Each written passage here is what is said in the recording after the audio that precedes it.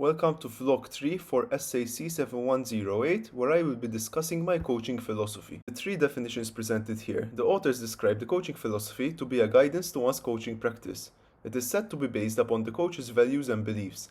The coach's philosophy is not set in stone and is bound to change over time, but retains its foundational values to drive the coach's decisions, affecting all surrounding stakeholders, such as the athletes and teams. I will now be presenting my philosophy in three sections. First, we will talk about what my coaching philosophy is. My coaching philosophy is based upon three pillars: development, trust, and the environment. Pillar of development describes how I am constantly striving to develop my skill set as a coach by developing a constant professional development mentality as written by Olusoga and colleagues.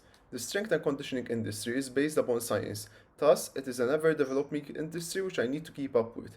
I do this by interacting and communicating with other coaches, attending CPTs, reflecting on my own experiences, and doing my research. Trust is one of the most important values in my philosophy. Trust ensures that I have a healthy relationship with my athletes and clients. Jowett and Cockrell describe the healthy coach-athlete relationship to be based on the three C's. As a coach, I expect my clients to be committed to the process and to trust the training process.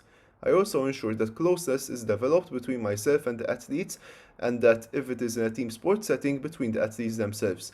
Lastly, I expect that me and my athletes complement each other in order to bring the best out of one another. The environment in which athletes develop plays a big role in how they develop. Especially when working in a youth team setting, my aim as a coach is not only to develop athletic capabilities, but also social and life skills to help them thrive in society. It is also important that when coaching, I create a challenging environment which helps my athletes develop mental toughness and the will to improve. I owe the continuous development of my coaching philosophy to three main areas. I have been playing handball for 9 years now, and I have been exposed to a spectrum of different coaches using different styles and philosophies. Some coaches used the laissez-faire style, while others were totally authoritarian and only what they said went.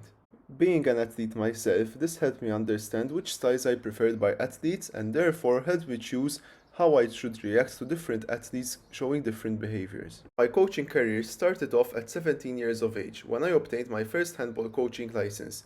I would say that my way of coaching started off using an authoritarian style, as this was the style that I was previously most exposed to as an athlete. However, over the years, I have developed a more democratic style of coaching.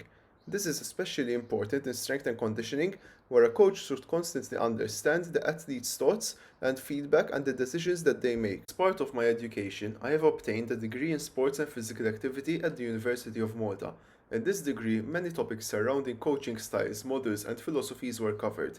Throughout the duration of my degree, I have also attended a great deal of CPTs and courses which helped me understand the psychology, sociology, and management involved in coaching. This next section will cover how I implement my value-laden coaching philosophy into practice. When working with a youth handball team, I ensure that I use handball as a medium to develop life soft skills such as communication, trust, and teamwork. The coaching style that I use is situation, age, and athlete dependent. Mostly, I make use of the democratic coaching style. However, the authoritarian style is very useful when it comes to certain disciplinary situations. When coaching strength and conditioning in a one-on-one setting, I still retain the foundational values of my philosophy, but then apply them differently. The main value which I pass on to my clients is commitment. I ensure that my clients understand that in order to improve in the gym, they must be committed and consistent in their training. I also emphasize the importance of communication between myself and my clients to ensure that we are working towards the same goals. Lastly, when working with clients in their end stages of rehab, I ensure that I instill the values of belief and self-confidence to help my athletes develop psychologically and motivate them towards their goals of returning to their sport.